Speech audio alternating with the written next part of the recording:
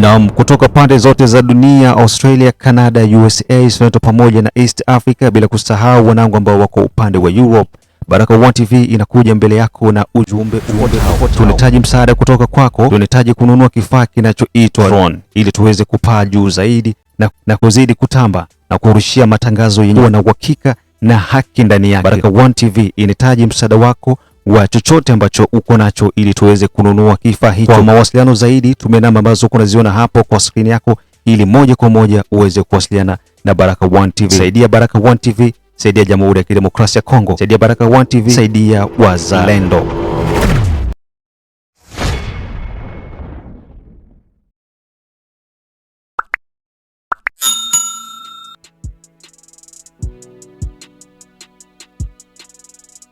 Yes, uko nasikiliza matangazo yetu kutoka Baraka1 TV ikiwa ni majira ya saa 6 hivi.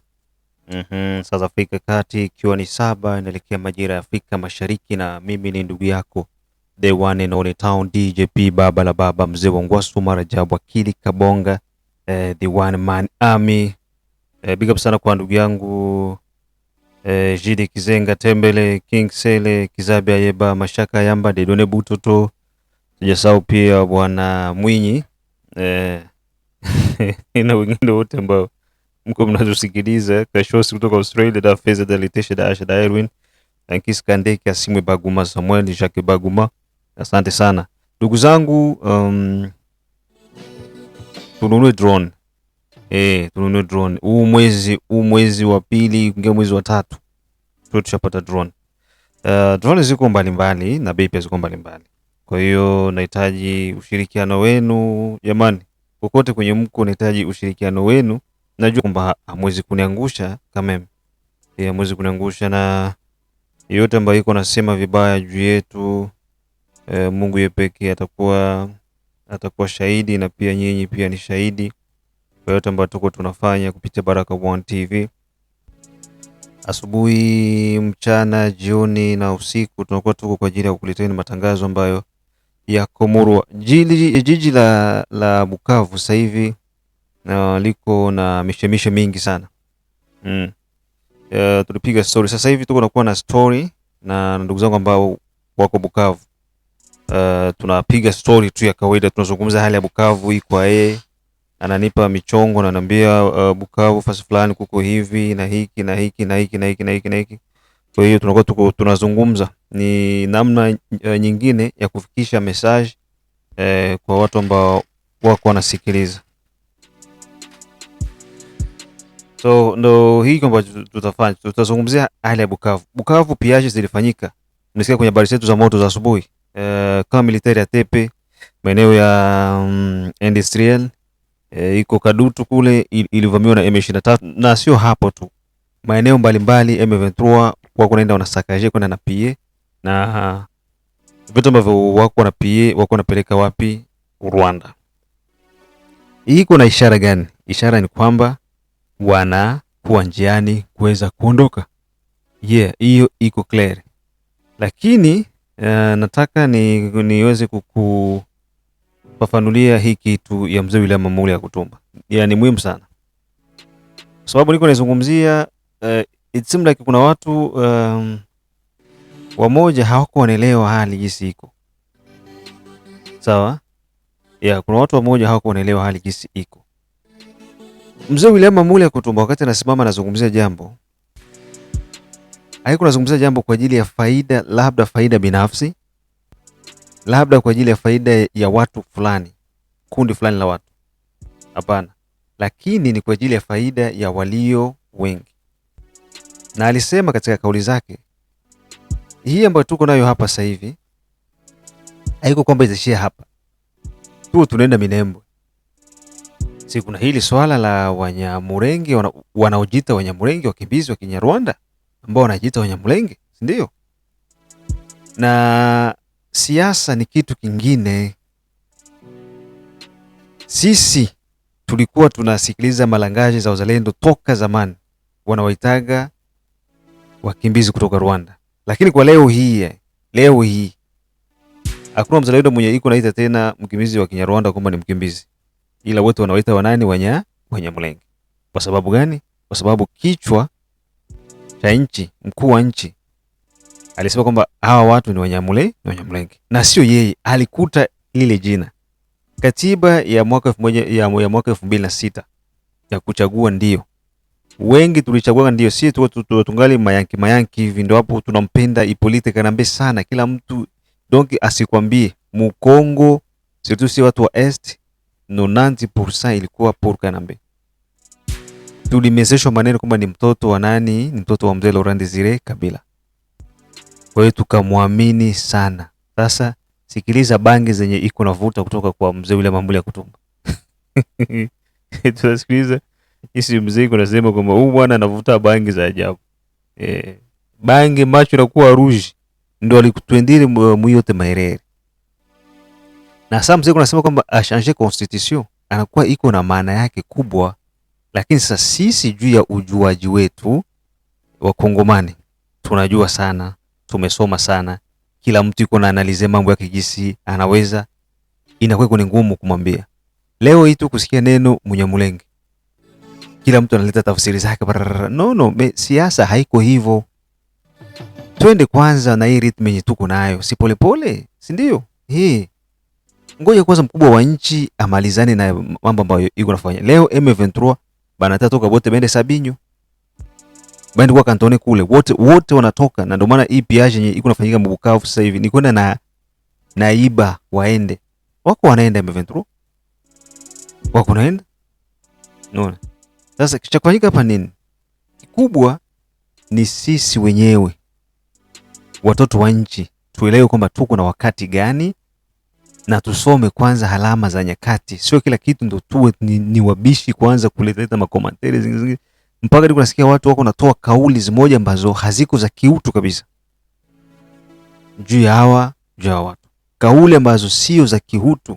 Siasa haiko hivyo. Eske mpaka tu tunaongea kila kitu hapa hadharani tuwaambie kwamba nchi iko na siasa hii na hii na hii na hii na hii ndio muelewe? Nikiongea saizi hapa mipango ya hii mambo deja nakuwa niko natoa siri. Omba jamani, twende kwanza nao hivi. Huku mbele tunapangilia hivi na hivi na hivi na hivi. Mekosa hivi, twende kwanza hivi. Na kwa deja niko natoboa siri.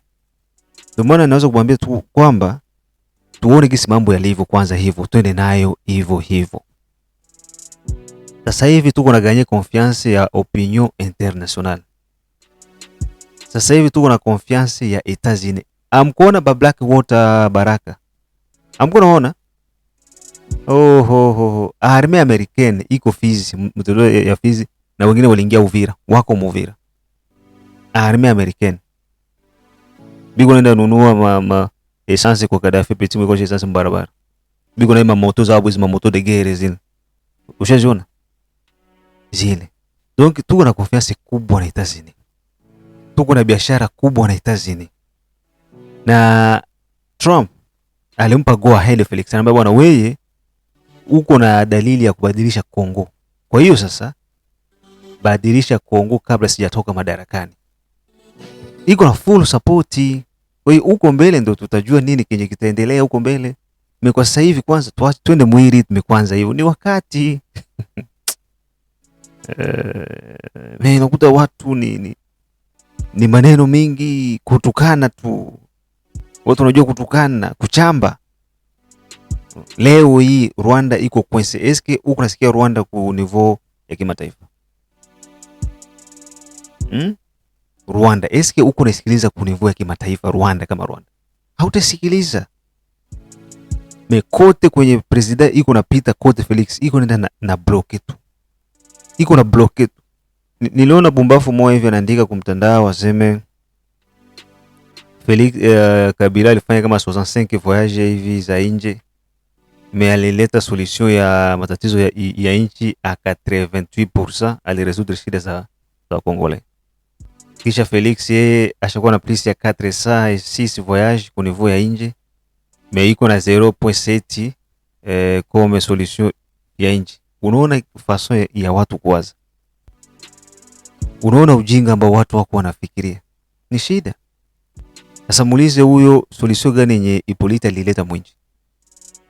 Un chef rebelle, un ancien président a commis chef rebelle. Ushaona wapi? Hapa ilifanyika. Tumsikize mzee William Amuli Yakutumba, kisha pia tuje tupige story na ndugu yetu ambaye yuko Bukavu. Tuliongea naye jana usiku, ndio tulikuwa tunazungumzia masuala ya Bukavu, gisi Bukavu ilikuwa jana yote dimanche, gisi walikuwa biko na pie tusa na maeneo kwenye alienda kutembelea kuona gisi wako nahamisha mamoto mabajaji mabitu gani usiku tusa. Kisha ndio tunakuja kumalizia hapa. Nafikiri ni jambo la heri. Tutakuwa tunafanya hivi kila tukiwa na muda mzuri, tunapiga story za Bukavu pia na Goma. Tuko na mwandishi wetu pia ambaye yuko Goma, naye pia tutakuwa tunapiga hizi story tupate uhakika wa mambo ambayo yako yanaendelea ndani ya jiji la Bukavu. Tuanze kwanza na mzee William Amuli Yakutumba, alafu tumalizie na hii hapa.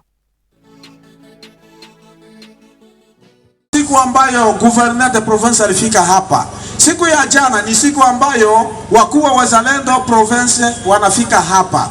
Maana yake ilikuwa sikukuu kubwa, na ndio maana mlituona sisi wengine tunapakaliwa unga. Ile unga ni kusema kwamba ni kuonyesha ushindi ambao tumepata. Tumekwenda kuzaliwa upya tena, tunazaa mtoto mwingine, na tutaendelea hivyo hivyo tu hadi kule tutakapokwenda. Tunapenda kusema kama tunasema juu ya usalama. Usalama hapa Uvira ulikuwa umezorota sana. Kuna mambo ambayo ilisababisha hata sisi kutoka katika jiji hii, inaweza kuwa mambo mawili matatu. Kwanza, ukosefu wa usalama. Ya pili, ukosefu wa umoja. Ukosefu wa umoja sababu sisi wazalendo wote hatukukuwa umoja. Na wakati tulienda huko, kadiri vile alisema, Mungu alipenda kwenda kutuandaa ili tuwe sisi sote katika umoja. Yaani mzalendo wote akuwe mmoja. Hapa Uvira hakuna mtu mwingine au coordination ingine ambayo itakuwa kushinda coordination hii ambayo inasimama hapa. Wandugu wapenzi, kama uko na ndugu yako fulani eko katika chama fulani, eko na kundi fulani, mwambie aje tuwe pamoja sisi wote ili tufanye vita ya kupambanisha yule adui. Yaani umoja ni nguvu. Wazalendo oye! Kitu cha kwanza ni kile kuleta amani. Hatupendi tunafika hapa tusikie masase kulialia fasi zote. Hatupendi watu kufa na tension hapa.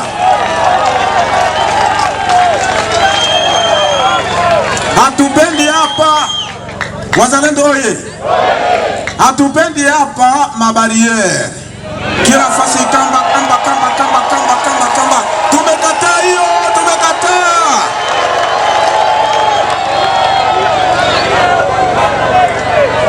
Kama wewe unatoka hapa huku unaenda Uvira, tusiseme kwanza huku.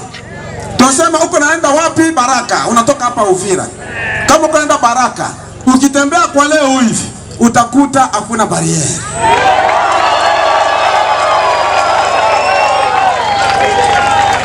Yaani tunapenda kabisa kuleta amani fasi zote, na kama hatuna amani, yaani tutafanya kitu contraire na mawazo na vision ya chef de l'etat. Chef de l'etat anaomba Uvira kukue amani ya kudumu. Siku ingine mtana gouverneur hapa anakuja kuwatangazia amani. Tena tutakuwa hapa sababu amani inapaswa kuwa mikononi mwetu. Ni sisi ambao tunaweza leta vurugo, ni sisi ambao tutaleta amani Uvira. Population yetu ambayo ilikimbia irudi. Kama hakuna amani, population haitarudi na Uvira inakuwa ukiwa. Hatutapenda Uvira ikiwa ukiwa tena. Watu waendelee kuishi vizuri, wavage maoccupation zao usiku kama vile mchana saa zote. Wazalendo oye! Uvira oye! Na ile ni mambo ya security. Mambo ya siasa pia tutaleta mwangaza kidogo. Kuhusu siasa ambayo inaleta vita hapa. Siasa ilileta vita hapa, ilipenda kutuumiza, inabana kwa watu wanaleta vita ambao ni watu wale walioongoza hii nchi. Miaka 18 waliongoza hii nchi. Walikula mali ya hii nchi. Lakini sasa ulevi wa mali walikula, wanaenda kununua sasa madrone kuwa ile population yenyewe bavote tena hapa. Na ndio maana maana sisi tunasema kwamba serikali iliyopita iliyofanya miaka 18 ilituahidia hapa kusema tutafanya 5 chantier. Haiko hivi? Balisema hapa tutafanya route. Wakasema hapa habitant. Chantier wakasema tutafanya masomo, watoto watasoma kwa bure. Tutaleta kura, tutaleta hiki na hiki. Eske ile gouvernement ile vitu mwaniambie chantier moya ambao baliifanya? Lakini leo wako wanasema kwamba wanashutumu Rais Tshisekedi kwamba haiko na bonne gouvernance. Eske bonne gouvernance wao ndio walitia bonne gouvernance pendant 18 ans? Bonne gouvernance yabo iliko wapi? Na ndio maana sisi tunasema kwamba kama we mtu unikala derrière ya mvuta bangi na wako mvuta bangi, ule wenu Joseph mvuta bangi, macho na muvimba hivi na bangi, alors anafanya vitu vyote vya mabangi bangi. Leo hatumutaki tena na hatutamuona hapa. Na ndio maana sisi wazalendo tulifanya resistance, tukaingia pale Makobora ambao tulipaki, tukasema kwamba hapa hatapita hapa, ule Joseph Kabila hataenda fasi. Na ndio maana Rais Tshisekedi naye akasema kwamba wazalendo nitawatia mkono nguvu ili washambulie wale watu pamoja na FRDC. Tulipata jeshi la FRDC ambao lilitoka Kinshasa, wakakuja kutuunga mkono, wakakuwa na sisi pamoja, tukafanya kazi milima yote hii. Uniambia milima ya Kasekezi, milima ya Makobora, fika kule ukute maiti za batu, bicho vya batu kisi vinaozea pale. FRDC oye! Wazalendo oye! Akasema kwamba mimi nitatuma madroni, sababu sisi wengi hatutuwezi kushutumu jeshi la FARDC, jeshi letu na wazalendo. Papa poposha huyo. Mambo ni haya leo Bukavu. Hata vinazorota bana renforcer ma position za Mwenga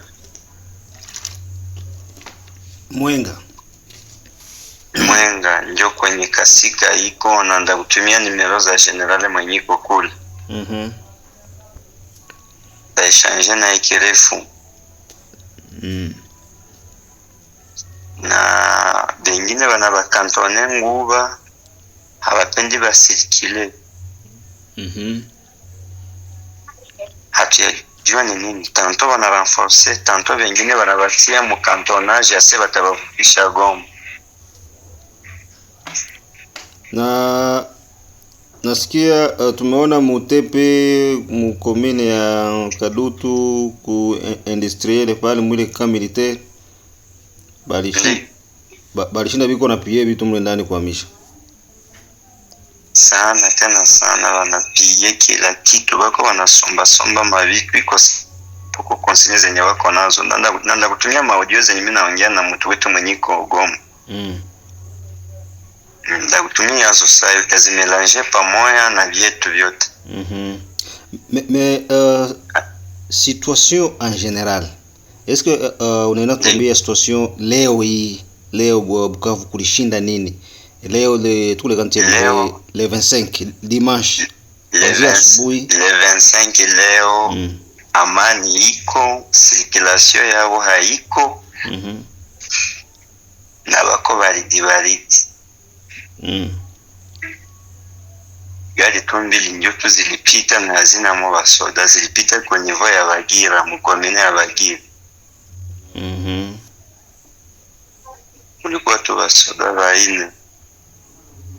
Na sio kawaida yao, ukiangalia wanazoea kutembea gari iko plein sana, lakini na wanapita convoy 2 3 4, lakini kulipita moja iko mo baine tu.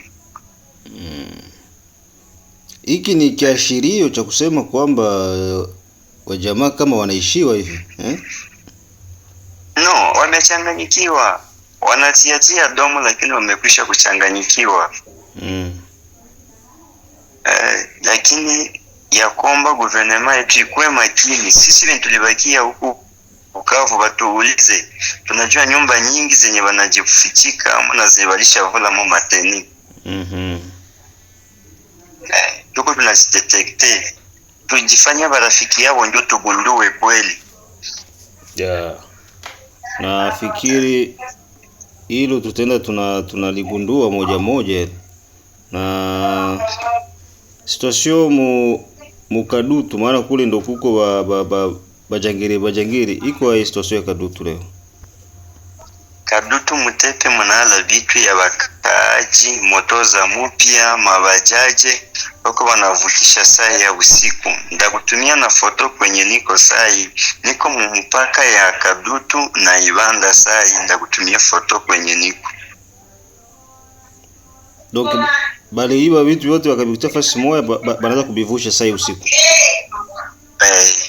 Konsinya yao ni 21h30, 22h wanaanza vukisha Rwanda.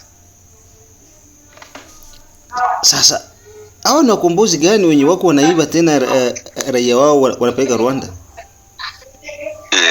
Bakombozi wala bamwizi ba Pierre bakahoko banyaka uga. Ba escrow bakahoko wanachekesha. Sasa haya, kuna list yenye ilitembea, eske ushaiona list ya Bukavu ya watu wenye biko na collaborer na M23 benye population inasema M23 ikienda tu basi. Umeona ile list? Sijaiona, lakini vizuri nitumie nayo kama uko nao kiongozi, kwa maana Bukavu kuna wenye wanasema vitu na hawachunguze. Sisi tangia le 14 Fevrier tunachunguzaka na tunaweka. Si bwana, depuis ile wakati mpaka leo tuko na situation yote ya Bukavu mkono na Goma kote. Utanitumia pesa kiongozi wangu. Na kutumia nayo kwanza uicheki afu uangalie majina ya wamoja. Eske selo wengi unaona mu vile Bukavu saizi. Ni jambo la maana kuanza kutoa maliste hivi mapema, ama walikosea kwa wadiseteri wa hiki? Hapana, walifanya mzuri, na kuna ba chef de quartier Daveni tutabapatia. Kwanza kuna ba chef Daveni wenye walisema kama mimi ni mzalendo. Saulo moyo mwenye anaanza kukutafuta pale si hatari. Mshagasha. Chilimira liki. Mshagasha. Nilimpigiaga simu. Nilimpigia simu. Nikamwambia wewe venye uko unafanya pale. Niko nakuya pale. Sema kwanza wewe ndo tuko na tunawinda sana wewe. Nimeenda kwa simu. Wewe tutaingia Uvira pale kama Uvira mtanikuta Uvira mimi. Wewe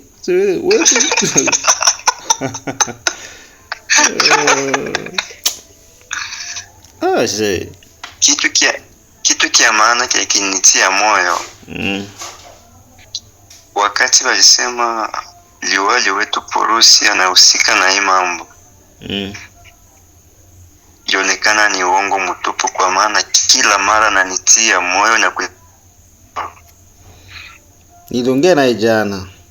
Usinikwambie hivyo. Ndio. Mimi kusema tu governor angali mambo mengi. Angali na vingi ambavyo iko nafanya. Na ile watu kumshutumu ni c'est ça les Congolais. Du Congolais tuko wajuaji kwanza. Eski ulisikia matangazo yetu na sikwambia? Kuko mtu mmoja mwenye iko Etazini alituma audio yake, anasema sie tunatumika na M23.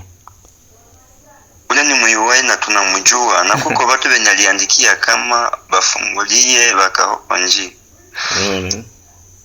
Anasema si nasema kweli mambo alisema si bafungulie.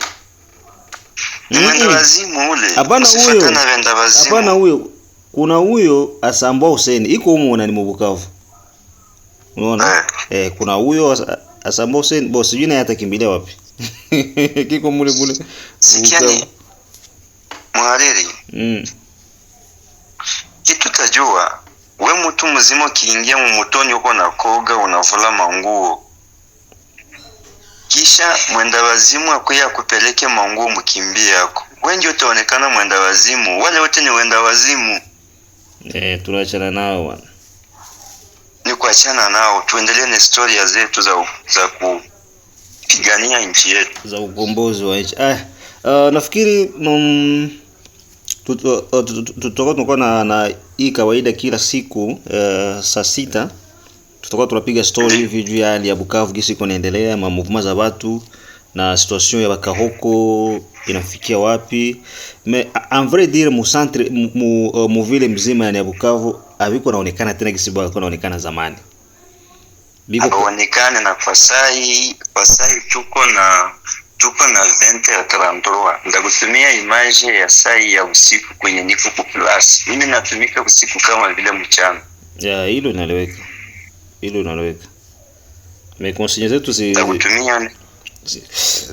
ndakutumia na niko naongea ndani. Consigne zetu zile ni kuwa tu makini sana. Hivyo kwa makini juu Wakongole waendelee kupata taarifa mbalimbali kutoka Bukavu na sehemu nyingine. Sie hatuwezi kuwa tunajificha. Hakuna. Ifo tuambie tuko Bukavu na tunajua vitu vyenye biko nafanya. Utasikia ile nitakayoyaongea. Kesho wakaji wa Bukavu watasema ule alitumika na M23, hawajui siri. Hawajui siri. Sisi ni macho ya nchi. Lazima mitandao yetu iko inasikilika sana na watu wengi wanaitizama na archive pia ziko. Kwa hiyo yote mwenye atokea na maneno yake ya ovyo ovyo tunajua. Swaso ya Bagira nayo iko Bagira wanaendelea kufukuzana na marshe pirate, kunyang'anya, kutesa, na kukamata watu wasema ni wazalendo. Ile dossier ya maparcelle kwanza ya chini ya 20 metre inaendelea na kutesa watu na kuwalipisha mataksi zenye ziko waki. Kuko mtu aliniambia kioski sasa hivi iko nalipa 100,000 francs kwa mwezi. Kioski tu kidogo iko barabara. Saa 10,000. Na kitanda ya msoko 80,000. Ba liberateur. Ata baiskoro. Watu ni baiskoro, ni ba mwizi. Baiskoro, babandi, ba violer. Na komine ya Ibanda nayo iko. Komine ya Ibanda ndio kwenye watu wanasumbuka. Ona hiki ni centre ville, kila nyumba ya mkaaji na locataire na bayer bote wanalipa makosio kwa leta $150 par mois. Kuanzia locataire, kuanzia bayer. Ndio hawachagui. Na gari zenye ziko fime zinalipa $50 ndio wapatie autorisation ya kutembea na gari ya fime.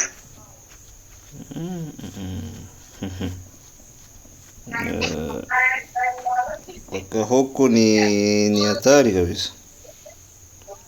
Ni waporaji, wamwizi, wanajiita wakombozi lakini ni wamwizi. Twende na message yenye iko yenye uliprepare leo juu ya population ya Sud Kivu. Population ya Sud Kivu tu niliwaambia wajene, wakaka, wadada, wamama, wazee wetu wakwe makini na waone mbali kudenonse mabaya, na zaidi wasiwakimbie tena, wajitupe ndani yao ili wajue kweli yao na kuiweka hadharani. Tupate kujua kweli na unafiki yawe inatokana na nini. Tulifanya makosa sana gouvernement yetu kutoka Bukavu, yani bote walitoka bila kuacha hata maespion. Unaona? Mimi nilibakiaka tangia mwanzo hadi mwisho huko temwe nilibakia na sijawahi kukimbia. Basi woko nani woko wa gouvernement. Wewe uko Baraka One TV. Ndio nitumi. Mimi nilikuwa privé lakini nitumika mu miso ya mboka, nilikuwa agent de renseignement miso ya mboka, mimi hasikuwa kale koni sikuwa kana pokea. Na sina besoin ya kupokea, niko besoin na patrie yangu. Sio hapo sasa. Sasa batu ya leta ewe peke wote mifiatu. na walikuwa wanatukimbia kwa si hatujulikani, lakini si tuliandire na tunaendelea kutumika mpaka kifo yetu onekane tuko natumikia patri. Yeah. Historia tena kuandiko. Kwa leo kwanza tuishie hapo, vingine tafuta vingine kusanya kwa ajili ya le 27 nayo. Hii ni juu ya le 26, kusanya ya le 27, le 28 et 29 mpaka kisi wataondoka avant le 10 hivi mwezi wa pili. Watakuwa niko tayari saa zote. Yeah. Sasa baadaye usiku mchana uniulize, sasa nenda kupatia actualite ya place sasa. Tutaongea kesho. Asante kiongozi. Sawa. Nafikiri huo ndio mwisho wa matangazo yetu kwa siku hii ya leo saa 6 hii. Tukutane majira ya saa 9 kupitia B1 TV. Niseme tu bye bye.